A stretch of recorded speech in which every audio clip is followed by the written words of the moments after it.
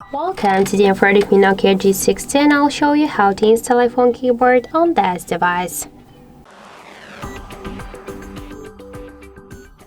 So first we should open the Play Store application, and then here in the search bar we should enter green Apple keyboard. And now we should get this application. That's why I just tap to install and wait a couple of seconds while application downloading and then installing on your device.